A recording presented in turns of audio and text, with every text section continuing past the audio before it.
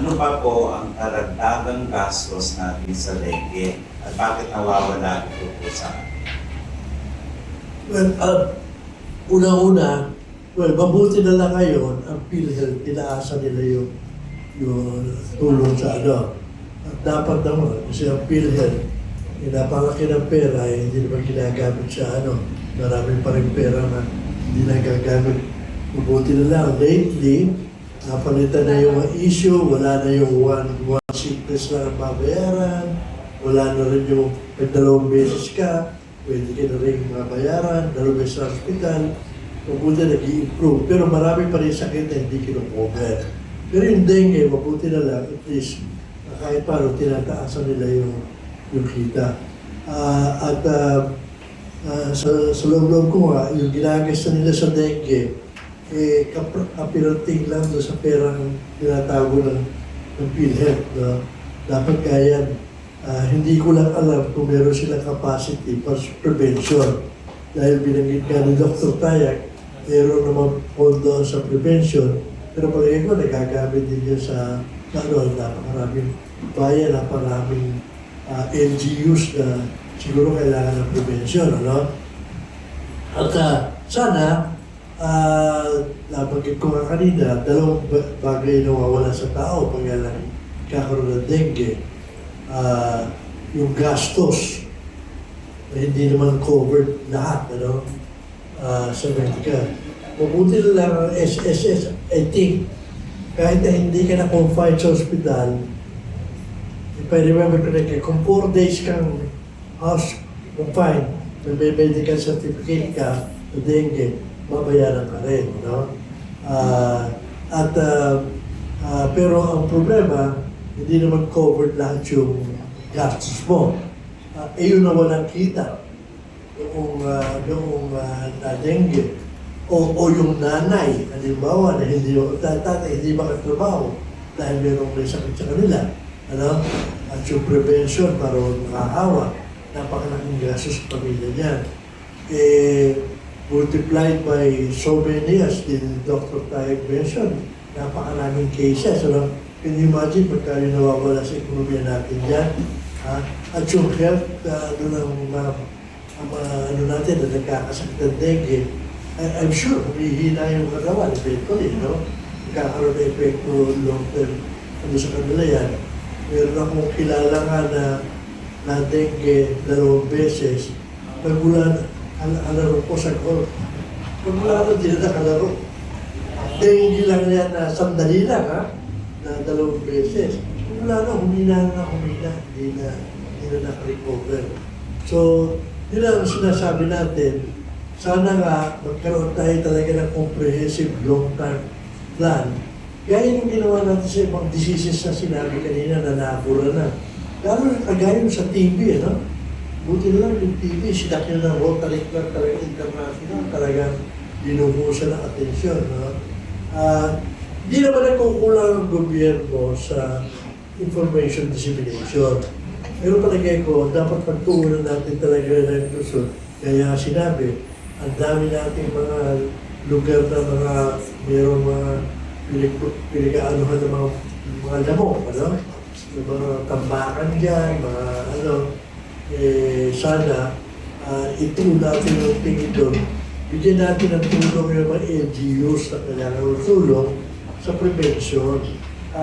Mahirap na yung sinasagot ko natin yung pagka yung may sakit niya. Taon-taon, gano'n ang mangyayari sa atin. Kung hindi natin bilyon-bilyon na nawawala sa ekonomiya natin, una kagaya ko, may crisis pa, pagka lalo lang hindi ba pag-abot yung kita ng mga may bahay, lalo na pagka napag-isang kaya. Thank you, Mr. Sergio Ortiz Luis Jr. Yes po. So, yung sa part naman po ng Philippine Medical Association, explain ko lang po yung sa End Dengue Coalition. So, basically po, ang End Dengue Coalition ay mayroon pong 5 pillars. So, ano-ano po bang pillars yun? Of course, yung number 1 po na in-explain ni Dr. Eric Tayag kanina, yung surveillance. So, it is important for us na malaman natin ang numero. Kung ilan po talaga ang kaso ng dengue dito sa ating bansa. Last year po, in Southeast, in Asia Pacific, ang Philippines po ang may pinakamataas na numero. So ang Philippines po ay umabot ng 285,109 sa Asia Pacific region. Ang sumunod na po doon is Vietnam, 168,000. So almost kalahati po agad siya. So ganun kataas. And sa deaths po, ang Pilipinas po ang may pinakamataas. Meron tayong 1,132. Ang sumunod na po na numero is 412 ang Bangladesh. Ang ibang bansa po ay 0. So doon pa lang po sa numero pa lang yun, maa-alarma na tayo. Bakit ang ibang bansa 0? Tapos ang mga cases nila almost natudoble nung sa atin. Ang second pong pillar ng Dengue Coalition ay ang clinical management. So sabi nga po ni Dr. Lulu kanina, ni Dr. Lulu Bravo, importante na mapag-aralan maigi ang tamang management sa dengue. Kaya po ang mga ibang mga doktor natin, espesyalista, is pinag-aaralan rin kung ano ang ginagawa ng mga ibang bansa, katulad po ng Sri Lanka, kung paano po nila na-manage at paano sila nagkakaroon ng zero dengue deaths. Ang pangatlo po is a vector management. Sabi nga po ni Dr. Eric kanina, 5S, 4S, hanggang ngayon hindi na effective. Baka mamaya umabot na tayo ng 7, 8, 9, 10, still meron pa rin po tayong kaso ng dengue. Yung mga alas 4 kontra mosquito. Nung nagkaroon po na outbreak last year, nasimulan siya, pero after noon, hindi na po naituloy. Maalala niyo po, early quarter last year, ang Quezon City nag-declare ng outbreak ng dengue. And before end of this year, nag-declare po ulit sila. So ano ibig sabihin nun? Ang alam natin ang dengue, usually rainy season, tumataas. Pero because dun sa nangyaring outbreak ng first and last quarter, isa lang po ang ibig sabihin nun, ang dengue all year round na. So hindi lang siya rainy season. So talagang kailangan po talaga natin maging maalarma. Ang fourth pillar po ng Dengue Coalition is the vaccine development. So sa ngayon po, meron po mga new generation vaccine na free qualified or dumaan na po sa pag-aaral ng WHO. Ano po ibig sabihin ng free qualification stage? Ang ibig sabihin po ng free qualification, ang bakuna po na ito ay dumaan sa pag-aaral ng WHO. Actually, ginagamit na po siya ng 40 countries sa buong mundo. Pag sinabi pong free qualification, dumaan po siya sa pag-exam pagdating po sa kalidad or quality. Of course, yung kanyang effectiveness or visa. At higit sa lahat, yung kanyang safety o yung kanyang kaligtasan sa paggamit o pagbibigay po sa mga tao. And of course, yung last po na pillar ng Dengue Coalition is the communication and advocacy. Kaya po tayo lahat ay nandito. Naniniwala po kami na ang media, tayong lahat po is important and mahalaga na pagtulong-tulungan po natin para magbigay po tayo ng awareness pagdating po sa pagsupo and ma-attain natin ng Dengue Coalition. Nabanggit nga po ni Sir Wilson kanina, meron tayong mga personalities na nagkaroon na ng dengue. Of course, noong 2013 si Mr. Michael V. na hospital dahil sa dengue. 2021 sila Mr. Gary Valenciano. Sila Vice Ganda, 2025. Meron pang mga PBA players, sila Sir Anthony Semerad. And of course, sila Miss Megan Yang, this year lang, 2026. Ako po personally, as a chairman po ng Philippine Medical Association, ad hoc committee on dengue, lumalapit po kami sa mga artists na ito na sana po tulungan niyo po kami na magbigay ng awareness para mas maipakalat pa natin ang importance. Para po, by the year 2030, zero dengue deaths na po tayo. So, yun lang po. Maraming salamat po. Thank you. May tanong si Sir Ortiz Luis habang minimension niyo yung mga sikat na naging biktima. Imagine Michael V, Gary Valenciano, Vice Ganda, minention niyo si Megan Yang, PBA players pa na athlete. Ang tanong ni Mr. Sergio Ortiz Luis, yun sa 300 na congressmen, congresswomen, wala pa daw ng tamaan. Sabi ni Dr. Lulu Bravo, sana daw. Ng dengue buhaya. may sinabi si Mr. Sergio Ortiz Luis, sabi niya hindi tinatablahan daw kasi buhaya daw. Sabi ni Mr. Sergio Ortiz Luis. May tanong dito ho. Importante na yung mahalaga po yung papel ng Kongreso at Senado sapagkat babalang kasi nila yung budget ng Department of Health. At sana manatiling mataas ang prioridad ng Department of Health sa dengue. Sa ngayon po ay nababaling ng kwento sa hantavirus. So may epekto po ito sa dengue sapagkat ang pag-uusapan ay hantavirus na alam naman natin kung paano nakukuha po ito at low risk po sa atin na pagamat na report ng 1992 na nagkaroon tayo ng 2 kaso sa Lazaro Hospital. At dito sa atin, ang uri ng hantavirus ay nakukuha po sa daga. Sapagkat yung daga ay daga po yun. May dengue from daga? Yung dumi po kasi nila, pag yun ay Wow. natuyo, na ay aerosolize. So yan ay malalangkap po ninyo. Pero yung uri ng hantavirus Wow. sa atin ay lagnat laki lang. Hindi katulad nung hantavirus pulmonary syndrome po na nai-report ngayon doon sa bagong MV Hondios na kung saan hanggang 50% ang maaaring mamatay po sapagkat ang tinatamaan po nito ay yung lungs. Umpisa sa pneumonia tapos magiging hirap ng huminga sa acute respiratory disease syndrome. Kaya yun ay ini-evacuate para madala po sa ICU. May isa pang uri ng sakit ng hantavirus sa Korea, China naman po yun. Ito yung hemorrhagic syndrome. So, ibig po sabihin yan ay ang tinatamaan naman dito ay kidney at nadadialysis. So, dalawa pong klase po yun. Marami pong viruses po kasi yung hantavirus, hindi lamang isa. Kaya lang, ang tumama po dito, kaya binabantayan, ay yung Andes virus dito sa Argentina. Andes. Dito sa person-to-person transmission po yun. So, droplet. Kung malapit ka po doon sa sinamaan ng hantavirus, ay magkakaroon ka na rin ng hantavirus. Kaya lang, incubation period po nun ay hanggang 42 days. So, ibig sabihin, kung ikaw ay may exposure, 42 days kang babantayan, ipa-quarantine. Gusto namin paliwanag dito, ang pina-quarantine po ay yung maaaring nahawa. Ang ina-isolate po, yung meron ng sintomas o sakit. So, nililinaw ko po yan para hindi tayo napapalit-palit kasi naririnig natin na i-isolate ng 42 days. Pag ginamit mo yung isolate, ibig sabihin, meron ka ng sakit. Pero kung babantayan ka lang, i-monitor, ang tama po ron ay i-quarantine ka ng 42 days. Pag may sakit ka, ibubukod ka na sapagkat kailangan kang i-isolate kasi ikaw ay bibigyan ng pagtatamon. So, nililinaw po namin yan. Subalit, dahil sa malilis naman yung usapan natin, imbis na pinag-usapan natin paghanda sa dengue, tandaan nyo, inuulit ko po dito ha. May cycle po yung dengue. Ngayong taong po, huwag nyong asahan na tataas po yung kaso ng dengue. So next year, Bababa. Ngayon po, ang magkaroon tayo ng aksyon. Kababanggit lang sa akin na ito ni Dr. Lulu yes. sa susunod na buwan, sa Hunyo, magkakaroon ng dengue summit sa Singapore at doon ilalabas ang resulta ng Wolbachia.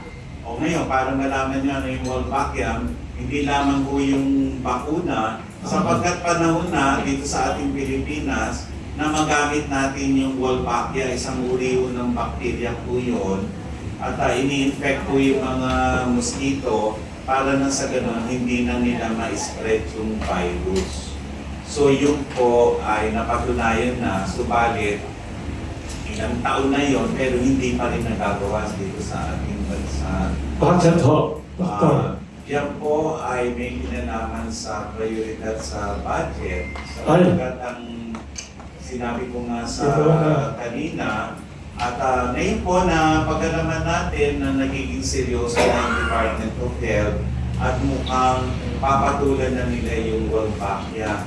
At ito po ay ma-introduce para ang lalabanan natin direktamente ay yung mga lamok mismo. Sabihin yan, kahit na silang may virus, hindi na nila na ikakalat pa po yun dahil sa bacterial moldpack. Thank you. May tanong dito ho. Sinabi ni Dr. Lulu Bravo kanina na may vaccine pala itong dengue. May nagtanong dito, tatlo na nanonood sa Facebook Live. Bakit hindi na ikalat yung vaccine na yan, lalo na sa mga kabataan? What happened? Kasi di ba sabi niyo 2014 may ano na. Ano nangyari? Bakit hindi na kinontinue yan? And may scientific way pala to prevent. Bakit daw ho? Nako, pagkabakuna pag-usapan natin, Ah. hindi tayo maghapon dito, diba? Kasi controversy sa Alam mo, politika, away. I'm a professor emeritus Yes. sa College of Sa Medicine. UP, 50 years na po akong nag-aaral sa bakuna. 50 years. Unang-unang pa lang pediatrician po ako, pediatric resident. Nakita ko na ang kahalagaan ng prevention. Kung hindi niyo po maaalala, na pag kayo'y nagkasakit, lahat gusto niyo sabihin, ay, iligtas mo ko, lalo na pag nasa ICU na. O paano ba nangyari na nagkasakit siya at nakagasta ng milyon-milyon para lang makapagkalba ng buhay? Samantalang isang bakuna, yun lang sana. Hindi na siya nagkaroon ng ICU, hindi na siya nagkaroon ng napakalaking, economic cost, medical cost. Ang laki-laki po, lalo na kung dengue na na-ICU ka, na nagdudugo ka, ilang sa katutak na dugo ang ilalapat sa itatransfuse sa'yo. Samantalang, meron na po, hanggang ngayon po, pinag-aaral, 1970s pa, nang umpisahan ng pag-aaral sa bakuna. At yun naman po ay talagang part ng vaccine development. Sapagkat bakuna po, ang sinasabi natin, the best preventive aspect para mawala ang sakit. Ito ba ay napakahirap Oo. isipin? Hindi mahirap isipin yun dahil marami na pong sakit ang na-control, na-prevent ng bakuna, smallpox, polio, tigdas, diphtheria, pertussis. Pero pag hindi na binibigay, kagaya ngayon, di ba, tumataas na naman ang ating diphtheria, ang tusperina. Noon po halos nawawala na eh. Napaka-importante po ng bakuna. Kaya nga sabi ko, kung mag-uusapan natin ang lahat ng sakit, more than 30 diseases na po, at kung sakit na ang nasabi ng WHO na vaccine preventable. Bakit po natin i-deprive ang ating mga Pilipino ng dengue vaccine? When in fact, sabi nga ni Dr. Erica, captain po siya sa military. Yes. Payag nga po ang military na sila ang unang bigyan ng dengue vaccine eh. As soon as it is available, di ba? Bakit wala pa? Bakit ho? Bakit ano? Bakit wala pa sa Pilipinas? Ang magandang tanong yan na Oo, nagkaroon tayo noong 2016. Ah. O di na ba, nabulyaso. Yung... O, pagkatapos ngayon may next generation na tayo. At maganda po, sapagkat 44 countries na ang gumagamit nito. Sa Malaysia, sa Oo. Indonesia po, August 2023 pa. Sa Malaysia, noong Oo. February 2024. Sa Thailand, October 2023. Ang pinaka-recent sa Asia is Vietnam. May wow. kasi Oo, diba? Australia. Australia, itong February, di ba? Ang doon na po sa Dengue kanila. prevention. Bakit ang Pinoy pinapa-deprive pa tayo ng vaccine na yan? Bakit po? Yun lang yung tanong ko. Hindi ako mag-e-explain. Ayoko pong mag-explain, baka ako ma-jail. So that's another session next time. Yes.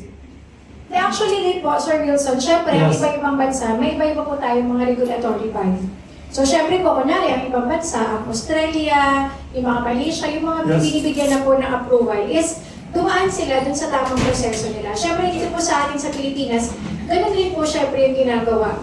Anong nagpa-block tayo? Anong block? May batas ba? FDA ba yan? Sino Ay, so, sir nagpa-block na niya? nagsabi. Yan. Sorry. Ay, syempre po, ang FDA ba? FDA, Batas yung mga yan? sariling regulations rin po sila. So, syempre, iniiwasan lang din na magkaroon po ng problema. So, maganda po talaga na mapag-aralan po. And yun nga po, may sarili silang regulation. So, kailangan po talaga is matuunan po ng pansin. Actually po, ang Philippine Medical Association, kami po personal na is nagsulat na rin po sa Office of the President, sa ating mahal na Pangulo, na mabigyan nga po ng pansin itong pag-aproba po sa ating new generation dengue vaccine. Grabe. Ako po personally nagdala ng letter sa Malacanang, so na-receive po yun doon. Nag-reply Kaya naman po pinadala sila. mo? Ano po, before end of last year, that was December. So bago po magbakasyon, ako po personally pumunta doon. And na-receive naman po ng letter, nag-reply naman po sila. And they told us na, for review nga raw po ang bakuna. Ha? Wala pa up to now, hindi pa approved ang dengue vaccine in the Philippines. Hala. 3 taon na po 3 years sa na. FDA. April 2023, Wow. when it was submitted to our FDA. Sakto po, 3 Wow. years na nandun po, nabuburo. Gagawin Ah. yatang puro. Grabe. Ay, si Sir Ortiz may ano. Alam nyo kasi, maraming naging resulta yung COVID natin. Ano? Oo. Kung magtatanong ka sa mga businessmen ngayon, maraming nakakausap. Ang payag lang sila ng bakuna anti-rabies sa aso nila. Dahil maraming information dissemination na nangyayari noong araw, marami sa mga businessmen na nakakilala ko, walang tiwala basta nanggaling sa pharmaceutical. Na walang tiwala pag sinasabi ng yung mga gamot na sinasabi. Nagkaroon ko ng controversy sa vaccine, yung claim na may mga namatay, walang tiwala.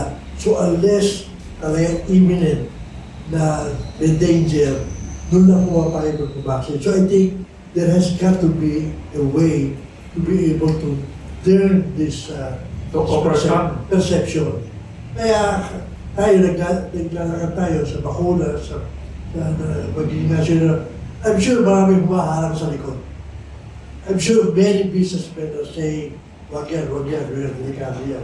In the same manner, na during the COVID days, yung mga vaccine galing ng RNA ngayon sa US, ayaw nila. Marami sa businessmen, they insist with the Chinese vaccine, traditional vaccine, kasi natatakot sila sa effect. And then hanggang ngayon, may mga lumalabas pa ng news na epekto nito mga vaccine na ito. So I think there's got to be an effort really to try to clean up this impression. Yung impression na ano lang yan, gimmick lang ng mga pharmaceutical clinic yan, pharmaceutical companies yan. We have to come up with a campaign Campaign to overcome. and to change the opinion. Otherwise, talaga wala mangyayari sa vaccination natin. May tanong naman dito ho.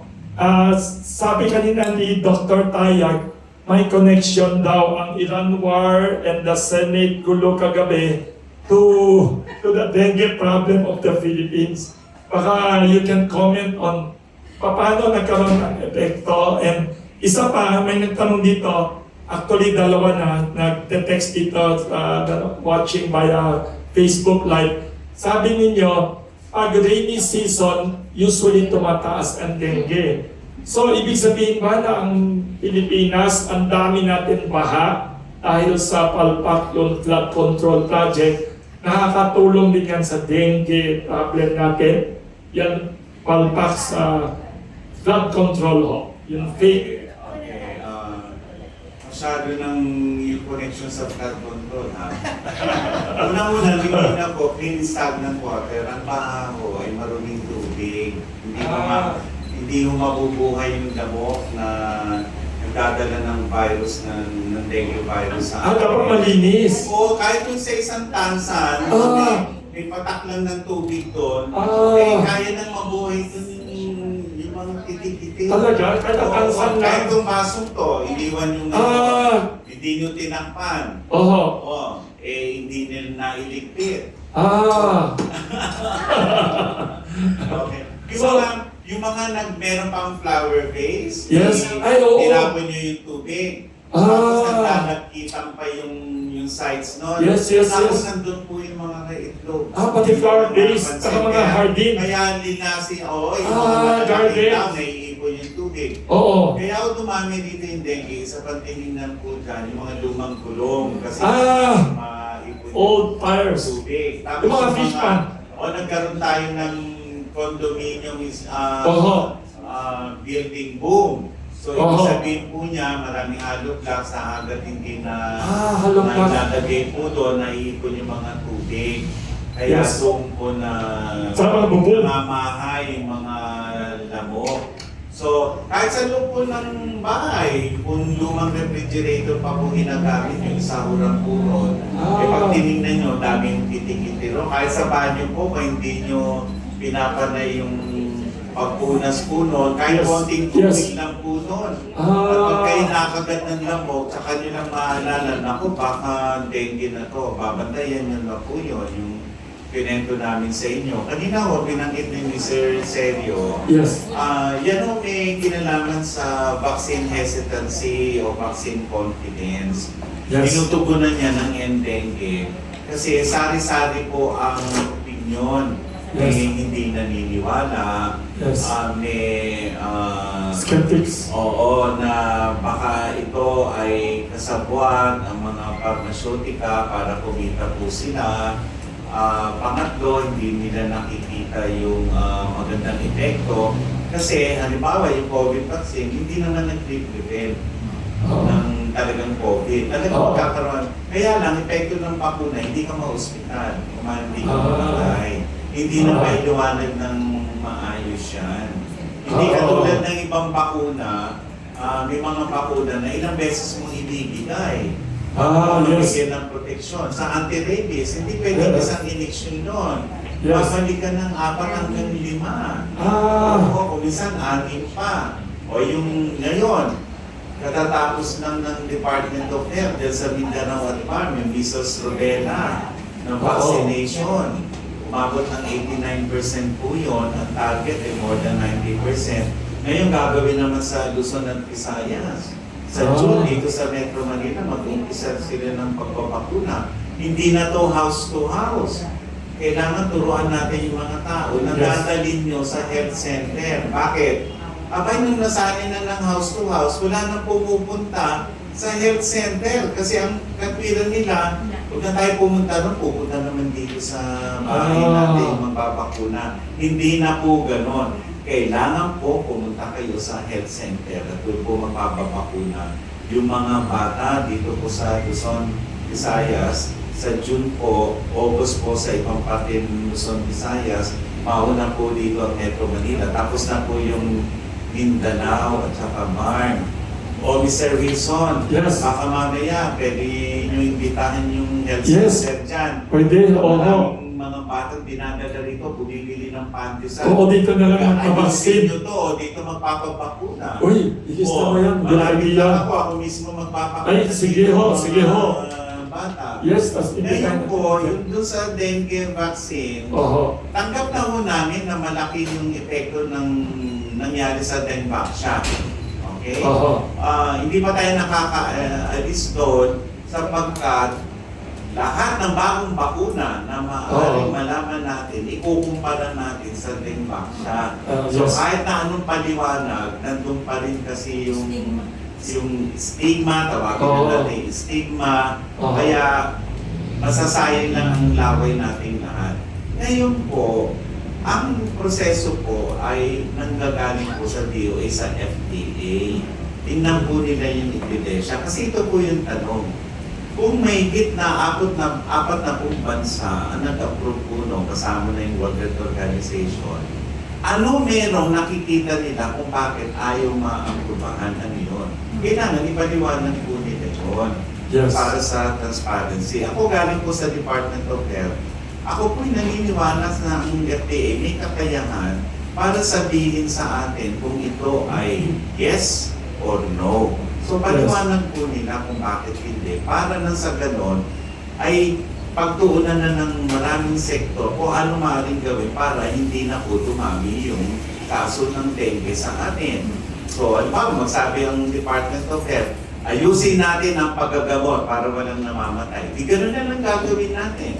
O mga kababayan natin, pipilitiin natin, sabihin natin, hanapin yung pinamamahayan ng kiti-kiti. Oo. Yun parang sinusunod ko na lahat, ginawa na eh. Naalala ko nun, nung lumibot kami ni Secretary Duque sa isang komunidad, may sumisigaw, Secretary, pakilinis naman po dito. Ikaw mo, kung di mo paghanap ng garapat gano'n, ibibilin pa sa pamahalaan, dapat tayo po mismo ang gumagawa nun. Ginawa na ng 4 o'clock habit. Hindi naman tumitingin sa relos. Ano ba yung 4 o'clock habit? Ibig sabihin, tuwing alas 4, alas na kayo ng opisina. O kaya ngayon, pasok ka na sa June 8. Ano dapat, nakahanda na yung mga paaralan. 4 o'clock habit pa rin. Alas 4 kasi bago ka umalis ng opisina, may gagawin ka kaysa Yes, nagbabantay ka na alas 5 na. Tingnan mo kung saan maaaring may pamuhayan yung lamo. Kaya lang, ang talagang sinusunod dito, dahil Kristiyano po tayo, ay 3 o'clock habit. Talaga nagdadasal po tayo doon. Kinabit po yung 4 o'clock habit para pagkatapos magdasal, hanapin na maaaring pinamumutan ng lamo at baka maging successful tayo. Mahirap po gawin yan. Kaya nirekomenda po ng Endano na kung saan maka-aproval yung bakuna, it will complement. Pinaliliwanag namin na kahit na may bakuna, tuloy-tuloy pa rin po yung 4S strategy. Hindi namin sinasabi na bakuna na lang po tayo. At wala rin po kami sinasabi na ito ay gagawin na sa buong bansa. Sapagkat alam namin, may kamahalan din yung bakuna niyan kung wala ng pondo. So ngayon po, malabo na introduce yan ng Department of Health. Malabo po. Kung next year po nila introduce yan, malabo rin po kahit aprubahan nila to. Sapagkat kung hindi nila makahabol yung budget po yan, wala po yan sa 2027. At kahit na ma-aprubahan po yan ng FDA, hindi namin inaasahan na sa 2028 ay maraming bata magiging ng bakuna yan. Pero pwede pag na-aprubahan ng FDA, yung mga private natin, ang mga kusang loob na magbabakuna.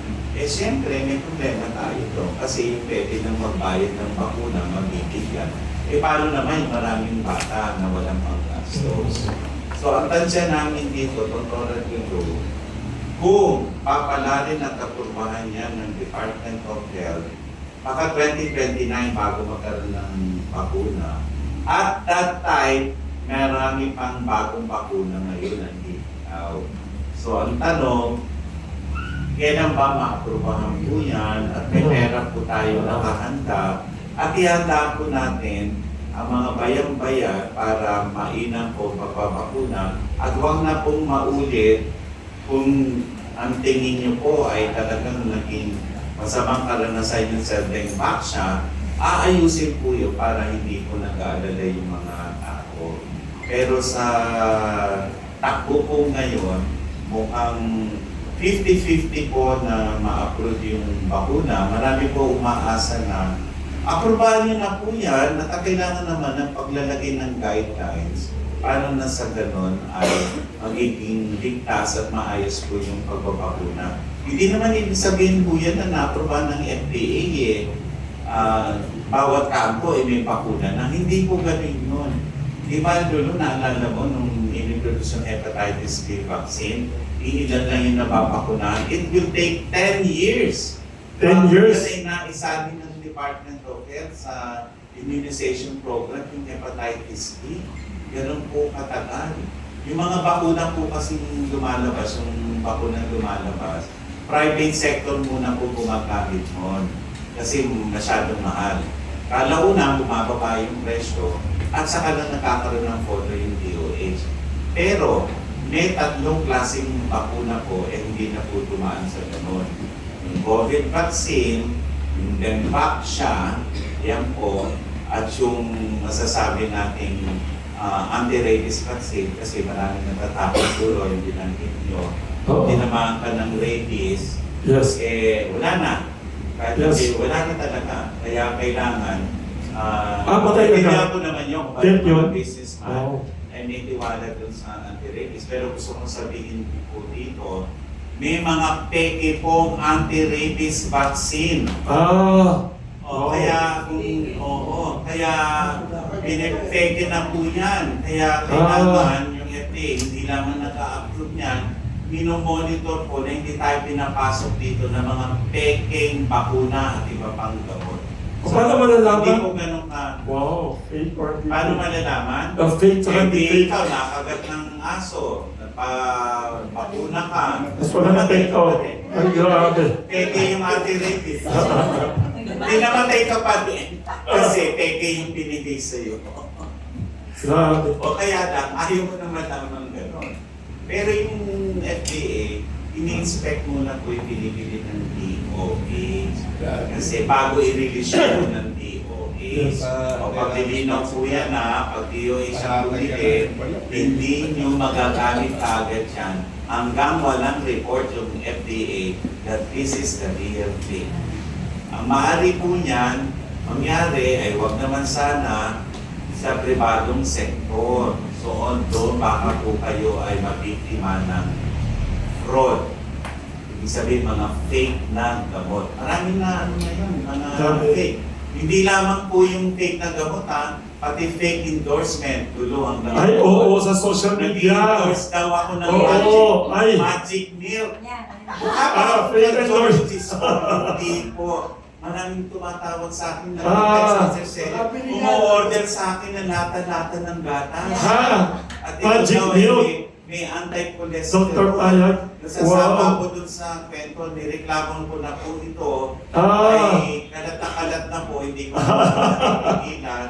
Nagsawa na po ako ng gusto ko umu-order. Bibili sa inyo. Hindi kayo yan, hindi totoo yun. Hindi totoo yun. Fake news. So hindi totoo, wala kayong magic milk na binibenta na ini-endorse. Wala po. Wala. So, yan po. Ay, tandaan niyo po to sa mga fake news. Pag ang pinapangako po sa inyo ay Yes. tatagal ang buhay niyo, Ah. mawawala ang lahat ng sakit sa katawan niyo. Hindi pa ba kayo magdududa? Oo. Kung hindi kayo nagdududa, abay, teka muna. At ang dapat yung makuha ang impormasyon at mabuti na lamang yung pinakakali rito ni Mr. Wilson. Yes. Dito sa Pandesal Forum, Yes. hindi lang masarap yung pandesal, pati yung laman ng pandesal. Thank you. Oo. At yung laman po ng ating pinag-uusapan dito ngayon, sana makarating po sa inyo. So anong epekto po nung nangyayari ngayon sa hantavirus?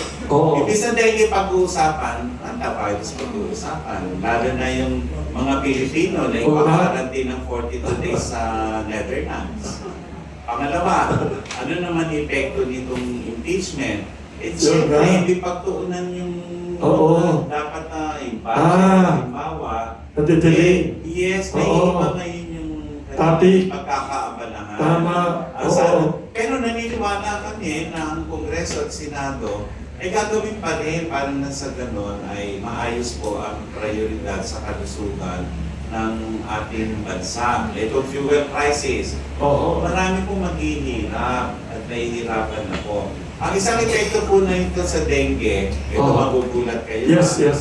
Dahil wala nang masyado magta-travel, okay. Ah. So kung na-dengue sila, hindi nila maikakalit yung virus. So doon lang sa bahay nila. Kaya lang, nabawasan yung local tourism sa atin. Yes. Katulad niyan, yung Baguio, nagre-reklamo. Tapos Oo. wala nang umakyat doon. Ah. Okay. At ngayon nga sa May 15, Oo. masayang-masaya po dyan sa Lukman dahil yung pahiyas po nila. Oo. Okay, so yan, pinaplag na po natin yan sapagkat Oo. isa-isa masaya natin. At kung meron dengue bumisita po doon, ang tawagat ng nila po, para nila maaari mangyari po. Sana po yung mga kababayan natin din na inaayos po kasi konting tubig na mabubuhay na yung mo. Yung mga doktor natin panawagan namin ni Dr. Lulu, may tama at mali po sa paggagamot ng dengue. Yes. Okay, at ang pag-monitor sa pasyente, pinaka-importante, wala pong kwenta na nagbukas pa kayo ng kapilya sa ospital para doon nyo i-accommodate mga pasyente. Kung walang magmo-monitor po sa kanila, parang pinabayaan nyo na rin po sila. May sasabihin si Dr. Gapo. Yan, nabanggit kasi yung travel. Alam niyo po, yung dengue vaccine is already called a travel medicine. A travel vaccine. Sa Europa po, yung pupunta sa mga lugar na may mataas na dengue, yes. ginagamit na po nila. Bibigyan sila ng isang turok kasi 2 dose yung current na dengue Yes, na yes. room sa Europe. Magpupunta sila sa Asia na maraming dengue. Oo. Magpapa-injection na sila. At pagbalik nila, yung second dose. ganun po ginagamit ngayon ng dengue sa Europe. Kasi sa Europe, bihirang-bihira pa rin ang dengue. Pero ngayon po dumadami na. Pero ang masaklap po, meron pong travel advisory sa Pilipinas. Sapagkat napakataas ng ating dengue. Hindi lang po dengue, pati measles, di ba? Pagka ang inyong pong bansa ay may mataas na dengue, that means maraming lamok na maaaring kumagit sa kanya. Eh hindi lang naman po mosquito repellent ang kailangan gawin. At sabi nga natin, hindi po ma-eradicate ang mosquitoes. Milyon-milyong taon na yung mosquitoes dito. Mas gawin mo vector control. Sabi mo, sige, tanggalin lahat ng lamok. Hindi po matatanggal ng lamok. Sa akin po, dahil nga lumaki na ako, naging professional career ko, ang bakuna, eh yan po talaga ang pinaka-importante na makakasukpo sa sakit. So, ngayon, isipin ninyo, pag walang turismo sa Pilipinas, ano pong mangyayari? Basta Kung tayo ay ekonomiya. pulos dengue na, wala nang gustong pumunta, Yes, maski yes, businessman, maski ng mga turismo, wala pong mangyayari. Kaya ang tanong ko lagi dito, 70 years na po tayo. Bakit po ang Vietnam? Ang daming tourism. Yes, Meron yes, silang bakuna sa dengue, Malaysia, Thailand. Bakit po tayo ganito pa rin? Ganun na tayo noon. Ganito pa rin tayo. Hindi po tayo magbabago. Bakit? Bakit? Thank you for those very thought-provoking questions.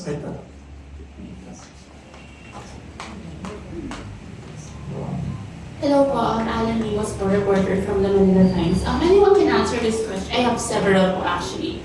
First of all po, you mentioned that the FDA has been stalling the dengue vaccine since 2023. So what do you think is the reason behind this? Kasi as far as I know po, the FDA can hasten mga yung importation ng mga vaccines and likewise approval po, especially kapag it's a public health emergency. And given that, meron na nga po tayong increases of vaccine cases in the past few years po. What do you think is the reason behind that po? Anyone can answer? Ayoko ma-jail, Eric, ikaw. Sinabi ko na. Ayoko ma-jail. May pinagdadaan ng proseso po yung FDA. Nagre-review po sila ng mga dokumento na binigay po ng Takeda sapagkat sa kanila po yung bakuna. Ngayon ang ginagawa ng FDA, sila ay nag-iimpitan ng mga independent experts para suriin po iyon. At itong mga independent experts ay magbibigay ng rekomendasyon sa FDA. Titimbangin po yun ng FDA, magkakaroon po yun ng maaaring pagsampunin o magbibigay ng rekomendasyon sa kalihim ng kagawaran ng kalusugan. Hindi po malinaw sa amin kung meron ng rekomendasyon ng FDA at kung may rekomendasyon ay kung yan ay bibigyan ngayon ng panahon ng kalihim ng kagawaran ng kalusugan. So maaaring pong mangyari kung sila po ay kumbinsido na hindi dapat i-introduce yung bakuna, sana magkaroon na po ng statement para na sa gano'n naman po ay maka-move forward na po ang lahat. Subalit, ang pulso po ng medical community ay positive po na itong dengue vaccine ay maaprubahan. Ngayon po, ang pangalawang balakid po dyan, kahit na naaprubahan po yan, inaasahan namin na maraming magulang na hindi papayag na mapapunahan yung mga bata sa bakuna. Subalit, ang lumalabas sa mga survey, mataas na po yung vaccine confidence sa mga magulang. Kaya dahil halos 10 taon na rin nangyari sa ating bansya, maaaring meron ng pagbabago po sa kaalaman sa bakuna. At dito po, kailangan maging maayos kung paano ang paliliwanag ng Department of Health kung aprubahan po nila yung pagbibigay ng bakuna. Maaari pong naaprubahan to, subalit magdidesisyon ng Department of Health na sa pribadong sektor muna yan, o kaya doon muna tayo sa mga bayan na kung saan napakarami ng kaso. 3 taon na po sunod-sunod, mataas ang kaso sa Metro Manila. sa Region 3 at Region 4A. So maaaring ang sabihin ng Department of Health, o sige, may bakuna na, inaprubahan na natin yan, dito muna tayo sa 3 rehiyon. Hindi naman buong bansa. Kaya lang, babantayan nila yun, o tingnan natin, bakuna tayo dyan, talaga bang bumaba yung kaso ng dengue? I-monitor natin naging masama bang epekto yung pagbabakuna. So maraming pwedeng gawin po yung Department of Health. Subalit, ang pinakauna po, yes or no ba ang FDA sa bakuna? Sana maglabas na po ng resulta. Hindi naman dahil sa pressure po sila. At kung sinasabi na tina-timing lang nila kung kailan ina-announce, walang timing po doon. Ang timing po doon, tapos yun na yung pag-ilatis, pagsusuri, ibigay nyo na po yung resulta. Ano pa man yun, kung pabor kayo, hindi pabor, ilabas na po yung resulta. Huwag na po kayo magnantay na parang pinapakiramdaman nyo pa kung ito ay magiging pabor sa maraming mami o kaya naman ito ay maaaring hindi maging magkaroon ng backlash at meron naman mga bashing, okay, lalo na yung mga kumukontra sa bakuna. So yun naman, may mga paraan para harapin yung mga ganong bashing at dapat kasama yun sa plano kung i-introduce ko ng Department of Health. Alam mo ako, nag-retire na sa Department of Health, para malinaw naman po, ay hindi ko po personal na ini-endorse yung bakuna sapagkat ang panawagan po natin dito, meron naman isang FDA na maaaring mag-aral po niya, napag-aralan na po yung bakuna At kami po naniniwala, napapasaya sa FDA. Subalit, bigyan natin ng karampatang responsibilidad ng FDA na sila magsabi kung yes or no. Kasi halimbawa, may ilang bansa na yung bakuna ay kahit na nagkaroon po ng application, may hinahanap ang mga datos na makakatulong sa desisyon kung ito ay gagamitin o hindi. Baka ganun din yung FDA. I-announce yun na po para na sa ganon ay makamove on na tayo, huwag na natin asahan na gagamitin yung bakuna at ayusin na natin po yung mga kampanya sapagkat kung talagang naniniwala kayo maganda yung bakuna, hindi natin mayahabol ng this year. Kasi ngayon po, mababa yung kaso. Dapat ngayon po tayo kikilos kasi next 2 years, tataas na naman po yan kasi may cycle po ang dengue sa ating bansa. So, aprobahan man yan ngayon, mukhang baka 2028 malabo pa na magamit yung bakuna. Yun po ang, malabo po. Kasi may budget cycle po tayo So pag inaprubahan nila ngayon, hindi nila na ihabol yung guidelines at budget proposal, so hindi maaprubahan ng Kongreso kasi hindi nila na ihabol. So sa 2027, wala yun. So mag-aantay na naman sa isang taon bago pa magamit sa 2028. I have a follow-up po. So, Dr. Tayag, you mentioned na nga po na baka nga po, because it's already been 10 years no, na nag-improve na yung vaccine hesitancy ng mga Filipinos. But once the vaccine has been approved po, do you think that it's high time din na launch a national school-based immunization program agad, given that most vaccine cases ay nandun sa age group po naman? Personally, I'm not recommending the introduction of the dengue vaccines right away sa nationwide sa National Immunization Program. So it can be by phases. Kasi pag tinignan niyo yung rekomendasyon ng WHO, nagsabi lang sila doon na maaaring i-introduce nyo sa mga lugar na kung saan mataas yung burden ng dengue. Ang kagandahan sa atin, may sapat tayong datos na nagsasabi kung saan mataas yung kaso ng mga dengue. At binanggit ko nga sa National Capital Region, Region 3, Central Luzon, Buyan at 4A. Hindi naman lahat ng lugar dito sa ating bansa ay mataas yung dengue.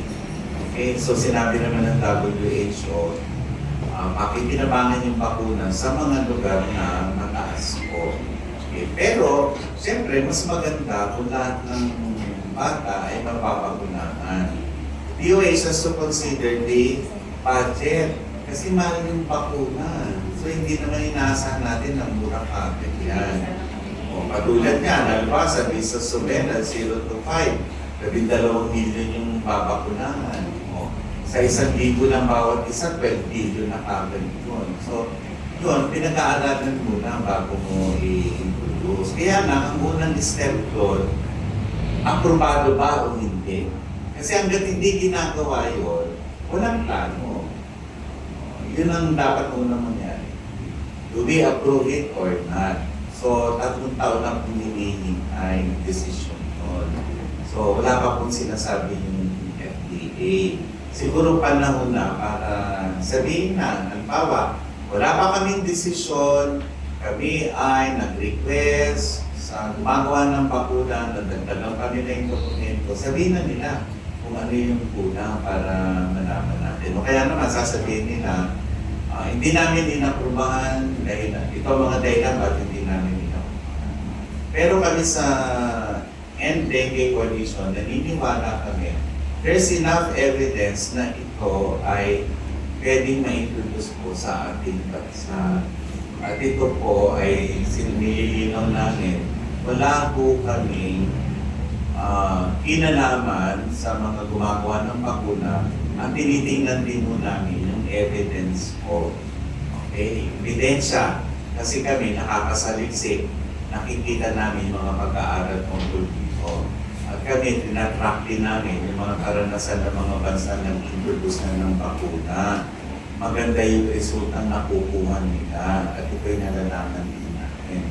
Kahit kayo, gusto nyo malaman. Kasi importante po na hindi tayo naniniwala sa misinformation. Sayang mo, biro mo, ang dami nang gumagamit ng ano. Kung sino pa yung walang kaso ng dengue, eh yung pa yung gumagamit ng bakuna. Para sa gano'n, pag pumunta sa atin na maraming dengue, protektado na sila. Di ba parang iron yung dugo?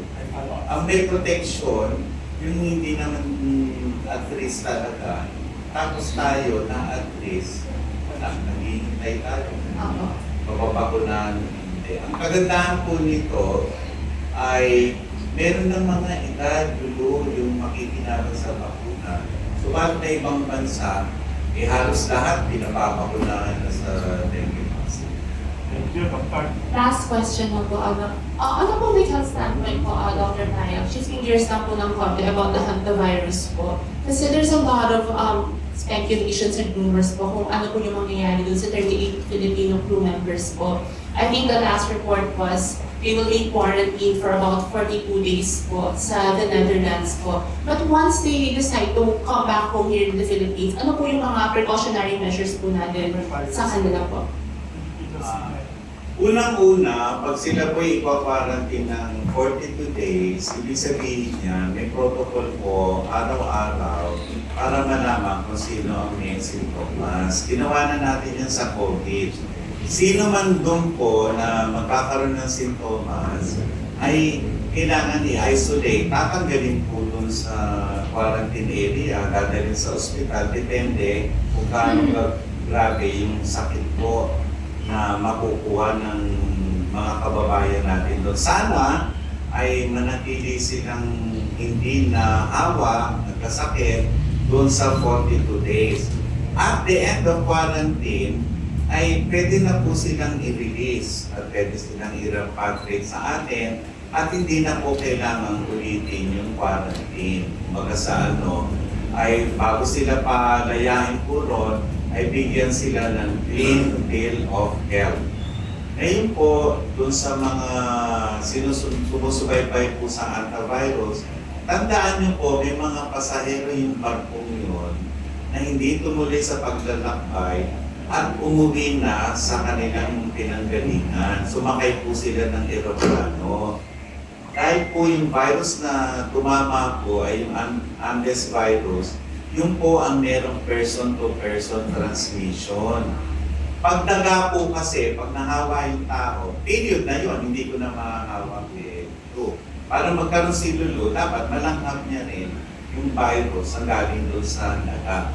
Ang kaibahan ng Andes virus na to na itong antivirus outbreak doon sa barkong MD Mondios, person to person. Okay? Maawa si Lulu naman, kung may kasama, maahawa rin. Paano nahahawa?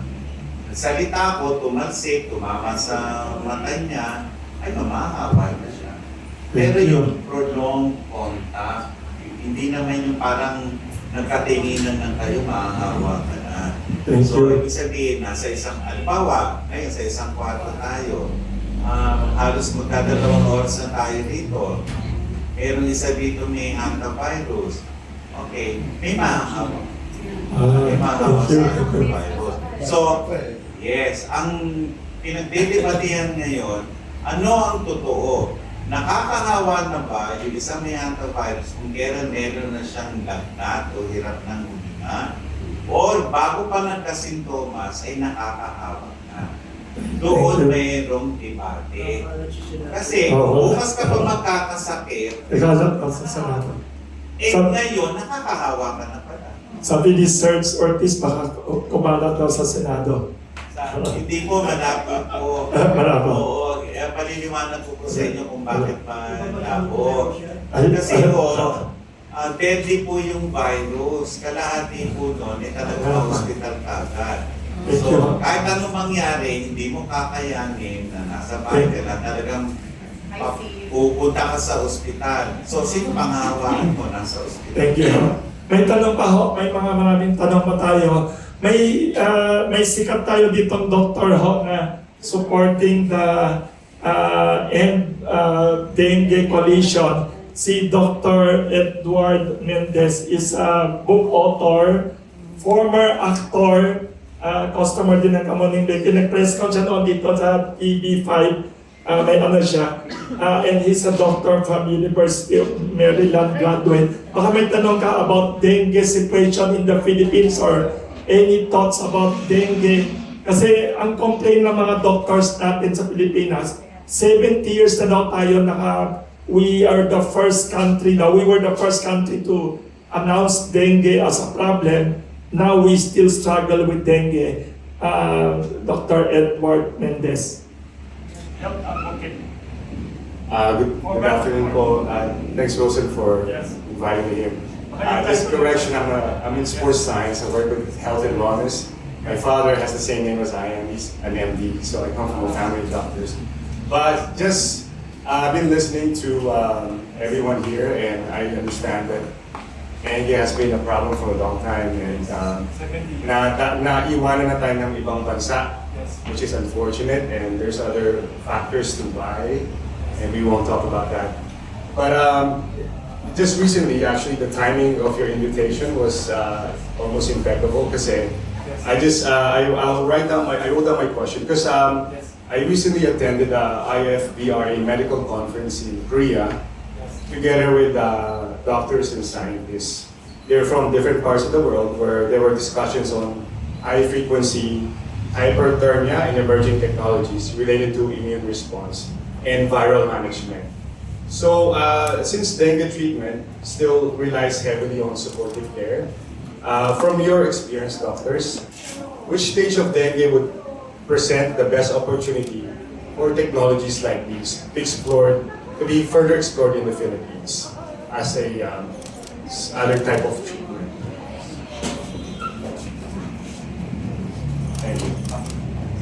Actually, when it comes to dengue, right now in Singapore, there's a lot of research in immunology. What is ADE?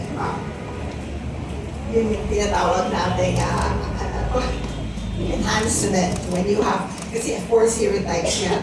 Anyway, immunology and pathophysiology of dengue, it's so complicated that it really needs a lot of research development. The other area where we can also manage to get into is treatment. Because as you said, wala pong treatment sa dengue except fluids. And even with fluid management, it could be either too little, too late, or the worst is too much. And that's usually the cause of death for dengue. Now, the other area where we can work is for viral treatment. Kasi virus po yan. Kumbaga yung sa COVID, di ba, wala ring treatment. But soon enough, nagkaroon na ng mga monoclonal antibodies, nagkaroon na ng possible antiviral treatment. So we can do that because we have so many dengue cases. So right now, that's a way to go. At makasakaling magkaroon tayo ng ma-stop yung going from the mild dengue to severe dengue. Kasi yung bakuna po na available now, it does not really tell you that you will have effective no more dengue. What the vaccine does is to prevent severe dengue and hospitalization. We cannot really have a vaccine that will say 100% di ka magkakadengue. But as you can see, 80% of dengue is just asymptomatic or very mild, which goes to show that just treatment, sabi nga po natin, pagka meron kayong headache, meron kayong konting lagnat, bed rest, and drink water. Hindi alcohol. Drink fluids, chicken soup, tinola, ang dami natin yan. And you can actually prevent dehydration. Yung ang gusto ba, tawa-tawa eh. As long as may tubig at safe yung tubig, that's good. You can actually prevent severe dengue. Ganun din po ang ginagawa ng vaccine. But of course, this is where it is so important that we do science-based research. I am a researcher. I've been a researcher since 50 years ago. I really hope that people will understand science, especially our policymakers. Sapagkat doon po tayo nagkakatalo when you come up with misinformation, disinformation, and fake news. People believe what they see without realizing that this could be fake. Kaya yung kay Eric na cardiology siya, na pwede siya makaprevent ng heart disease, at nagbebenta siya ng mga milk, talaga pong fake news. So we have to be more discerning, we have to be more careful when we analyze this news. Sa amin po na talagang nag-research, and I've been a vaccine trialist for so long. I know how it is to really try and give this vaccine pros and cons to people. But there will always be misinformation, disinformation. Kasi even in the US, as you know, there are people who really disseminate this news about vaccines, about autism, about being zombie, being all of this. We don't want that, and even your economic people, yung mga businessmen. But I beg to disagree that right now, the Filipinos have one of the highest vaccine confidence in among 10 countries that have been actually surveyed. We do have that. So we are successful. You, the media, have also helped in disseminating the accurate and perhaps the best news about vaccine. So we would actually get more of this right, accurate information, even for business people, because I've been working with some of the businesses, American Chamber, the European Chamber. They do want the vaccines because they want to work in the Philippines. But if the Philippines has a very high dengue, very high measles, very no vaccine that they can use to protect themselves, then that is a very negative thing. We don't want that. We want our country. We love our country. We want our country to prosper, to get more economic gains. And economic gains can actually come from health. Health is wealth. For every vaccine, every dollar invested in vaccine, computation says that you can have, the first one is $44 for every dollar for measles, that is. That is a very accurate information. For every dollar invested in measles vaccine, you get $44 in benefits. I was listening to an health economist recently. He says, if you use vaccine for the workplace, for the people who are working, to prevent losses, to prevent sicknesses, to increase productivity, if you give them flu vaccine, you can actually have a 16% benefit gains. in terms of productivity. So this is what we want to do with our people, policymakers, really think about what is the meaning of health is wealth. Daddy Erica, I have a different perspective now that you mentioned about the investigations on hyperthermia that's making the body temperature na tumaas. Kasi this is based on observation na the dengue virus hates heat. Ayaw nila ng mainit. They're killed. So ang tanong mo when they can be introduced, most studies would recommend inducing hyperthermia sa first few days na may lagnat, not during na it drops already. Okay, so be careful. Tapos ang isa pang benefit daw ng hyperthermia, it boosts the immune system. Now, ang perspective ko rito, if and when we cannot introduce the vaccine, yung 4S natin is not highly sustainable kasi it's about human behavior na pwedeng makajakpa tayo, pwedeng hindi makinig yung mga tao. The focus is on treatment, especially if the vision is to reduce it to zero dengue deaths. So you can reduce it only for those who will get dengue to make sure they survive every episode. And this will be relying on treatment dun sa IV fluids na minention. So dengue is one disease that can benefit from treatment. That's why hindi natin matatawaran kung bakit they are trying to discover new modalities of treatment. Lulu mentioned about antiviral, immunomodulators, ngayon naman ay mga induced hyperthermia. Who knows, years from now, yun ang usual practice. But right now, the treatment is based on proper fluid management because doon ang gagaling yung balance ng fluids na nasisequester at yung fluids na dapat ma-infuse so that the patient doesn't go into shock.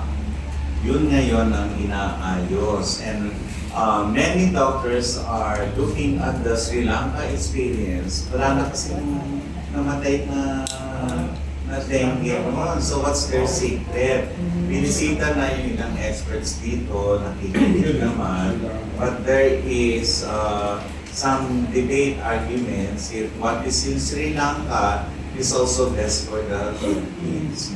Meron naman mga guidelines, but these guidelines keep on changing according to new evidence. So yung minention mong hyperthermia, it's at the outskirt, kumbaga sa halos wala sa tandaan.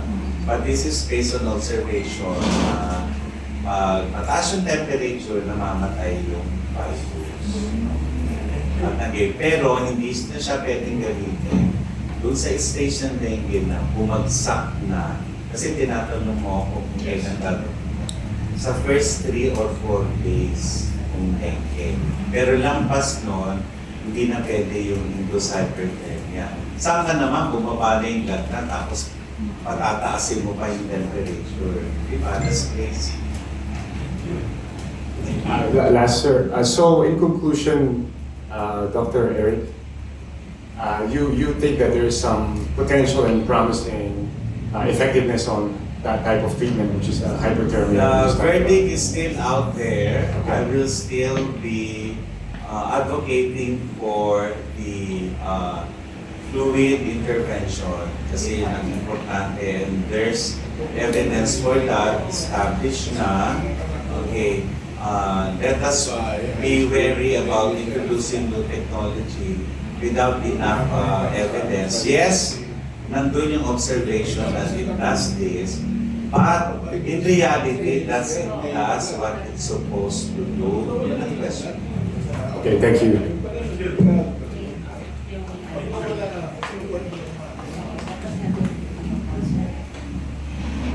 Thank you, Dr. Ed. Thank you very much. Ayun. Baka later on si Dr. Mendez can join your coalition as one of the celebrity para ma-voice out ang public awareness. Kinagando kay Ossie kasi sikat na ano siya, showbiz vlogger. Pwedeng about dengue awareness. So, wala na tayong time. Do we have time for one more question from the media? Ayun, meron pa dalawang question. Please, Clarissa. We have time for 2 more questions. 2 or 3. Gawin natin short ang question, short ang answer, so we could have more questions.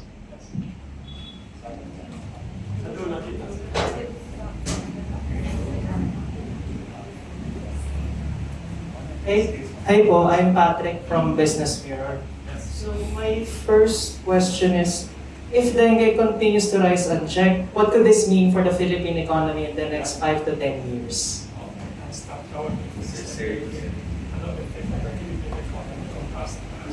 Well, because there are losses sa productivity, apektado ang GDP natin, no?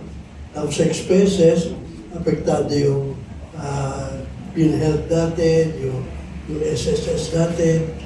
So malaki epekto sa ano. But let me just say something, you know.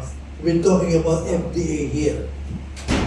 Let me just share that among the government agencies, FDA is one of the least trusted. Pinakamaraming complaint sa FDA sa ARTA. Arta is... Kung umaksyon daw ang FDA, pinakamaraming complaint sa ARTA, yung ease of doing business. Patay ng kabayo bago umaksyon. And FDA started losing its prestige in the business community in the handling of the ivermectin, yung wishy-washy handling. Ang feeling tuloy ng marami sa business sector, FDA is just taking cue from the pharmaceutical rather than from the So, yun lang. So, we have to have image building. Image building to sa FDA, image building do sa the vaccine, we have to improve that. Otherwise, all these programs will turn to naught. Kailangan i-kumpisin natin ng mga tao natin na this is good, and FDA, kung mag-desisyon yan, this is really based on evidence and scientific evidence. Hindi sa dictate ng So we have to improve the PH. Please take note, in 2025, tinasa ng PhilHealth doon sa mild to moderate dengue to 19,500, doon sa severe 42,000. In 2024, saan pumasok ang PhilHealth ng 3.5 million. So kahit na bumaba doon ng 2025, ngayon 2026, lalampasan pa rin 3.5 million. Kasi tinasan na nga nila ng doble-doble para sa dengue. So, ganun pa rin ang gagastos eh. At lalo na pag tumaas, di talagang mas mataas yung mga gastos. At ito po 30% ng ginububol ng gastos sa health, yun lang ang ginububol ng PhilHealth. Yung 70% out of pocket.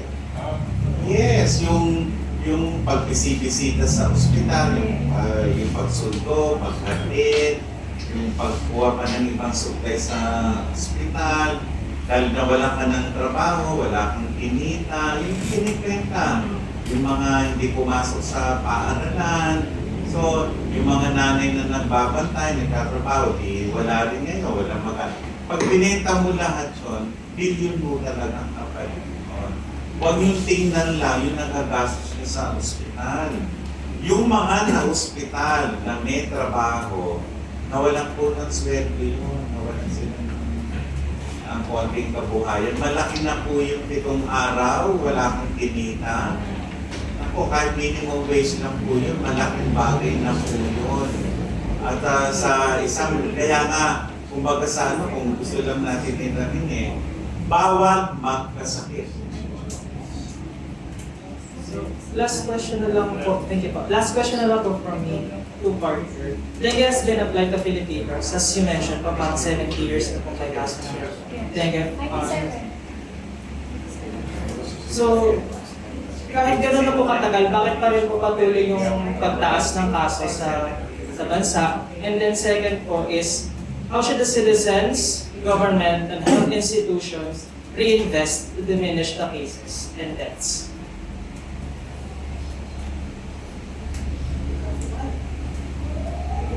Alam mo, 2 oras na tayo dito. Na isa-isa na namin yun. So, i-summarize mo natin. Sa dengue, di ba naalaman nyo yung 5 pillars, pinaliwanag. So, kailangan meron tayong surveillance. Nandito natin sinong may dengue. At may kakayahan pa rin yung RITM na sabihin sa atin anong serotype. Kasi pag nagpalit ng serotype, mapipilit natin, natataas yung dengue. At malalaman din natin kung ito ba ay isang serotype na kung sabay-sabay na nagsisirculate.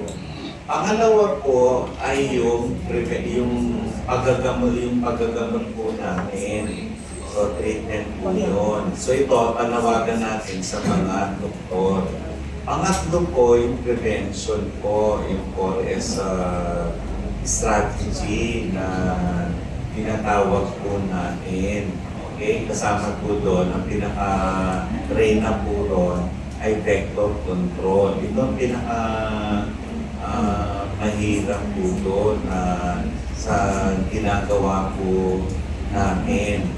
At syempre, yung 2 pillar, kung napakinggan nyo sa Dr. Erica ay Apo, yung pang-apat na pillar natin is yung vaccine development. So sabi nga natin, hanggang ngayon, of course, the Dengue Coalition, optimistic kami na magiging positive outcome ng ating FDA, kung ano po yung ibibigay nilang resulta. And syempre, yung last po is yung ating communication and advocacy, na kung saan ito po yung ginagawa natin ngayon. We are giving awareness, kaalaman, tamang kaalaman para sa ating mga Pilipino. Bakit? If nagawa po natin yung COVID-19 na magkaroon tayo ng behavioral change, magagawa rin po natin ngayon. Ang kailangan lang po natin is positive behavioral change. Kailangan kasi yung gagawin natin, katulad ng mga vector control, nung nagsimula, every 4 p.m. naglilinis, pero after nun, natapos na doon. So kailangan maging tuloy-tuloy yung action na gagawin natin, katulad na ginagawa natin ngayon. Kaya nga po nag-a-appeal din ako sa ating mga influencers na sana matulungan tayo para mag-disseminate itong mga awareness natin. And lagi ko nga po sinasabi, ang hope namin is sana walang Pilipino na mamatay dahil lang sa kagat ng isang maliit na lambat. Thank you. Thank you very much. We'd like to ask all the panelists to summarize your thoughts in a closing statement. At baka we could have a summary of your appeal. Let us start with maybe mag-umpisa muna. Sige. Let us start muna from the extreme right naman ngayon. Dr. Erica Tanya Davillo, your closing statement, your appeal to the media, to the public, at saka what we should do to end dengue. So, of course, it is a call to action to everyone. So, meron na lang po tayong 1,505 days bago mag-June 25, 2030. Yun po kasi yung target natin. Para po masabi natin na zero dengue deaths tayo by 2030. So, we are appealing to everyone. Kaya nga po siya tinawag na End Dengue Coalition, Empowering Networks to Defeat Dengue. Hindi lang po siya doktor, hindi lang ang government. Lahat po tayong Pilipino, kailangan po natin magsama-sama para magbigay ng awareness at ma-achieve natin ang zero dengue deaths by 2030. So sabi ko nga po ulit kanina, wala po sanang Pilipino ang dapat mamatay dahil lang sa kagat ng maliit na lamok. Galing ha. So, thank you, Dr. Davillo. Next, we'd like to invite Dr. Lulu Bravo for your closing statement, your appeal to the public, to the media about End Dengue Coalition. Well, as a researcher, science-based evidence maker, we believe that we can achieve reduction of dengue cases and coming to zero dengue deaths through the use of a comprehensive approach that has been mentioned. But to me, we have to really kind of focus, based on evidence, based on the years and years of vaccine development. Vaccine is the way forward. Because 70 years have proven that no matter what we do, if we don't do a definitive control, and vaccine is the most important for all these vector-borne diseases, we will never achieve. So please believe it. Vaccine is the most important control measure. It will save lives, and I hope that our policymakers are listening. Thank you, Dr. Lulu Bravo. Next, Dr. Eric Tayag.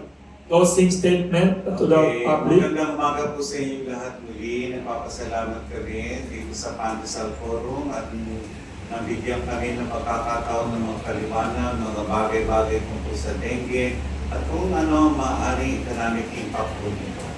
Kung meron po akong last na mensahe po sa inyo, hindi naman po sa nagiging cornea ng inyong lingkod, sabay-sabay po natin isigaw, hawak mo ang beat. Hawak mo ang beat, pag-iiwanan ko yun. Hawak mo ang beat, sapagkat nasa sa ating responsibilidad po na huwag kumalat yung sakit ng dengue. Hawak mo ang beat, sapagkat pag nilalagnat na yung bata, dapat ano mo nang gagawin mo? Magsuspecha ka na baka dengue yan. Dali na natin sa ospital. Hawak mo ang beat sapagkat pag napurban yung bakuna, alam mo na kung saan ka pipila para makuha yung bakuna mo. Hawak mo ang beat sapagkat hindi tayo maniniwala sa mga sabi-sabi. Kaya sa dengue, hawak natin ang beat. Maraming salamat. Wow, si Dr. Tayag, nakakatuwa. Last but not the least, the other non-medical doctor, Sergio Ortiz Luis Jr., representing the business community, head ng ECO, ECCI, PhilExport, expressing support kasama na ninyo sa coalition nyo, non-medical doctor. Sergio Ortiz Luis, your appeal to the public to support the End Dengue Coalition.